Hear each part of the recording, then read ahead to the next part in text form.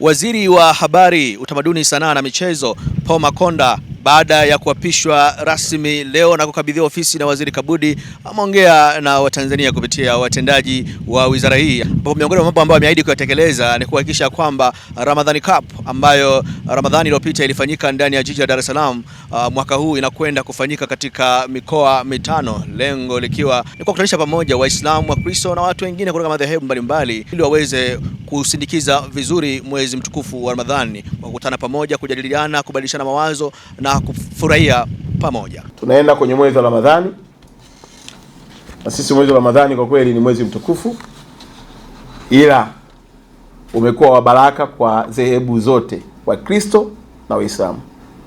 Kwa miaka mingi tumeona pale Dar es Salaam watu wakifanya Ramadhani Cup. Nishaongea na wale viongozi, Mheshimiwa Waziri, na kesho tutakuwa na kikao nao kuhakikisha kwamba tunaunganisha na wizara.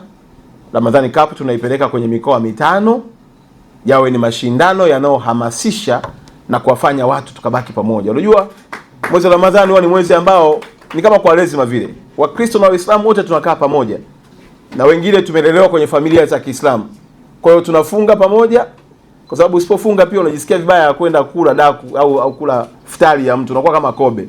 Sasa sisi tungependa tutumie pia fursa hiyo, michezo yetu iweze kutunganisha.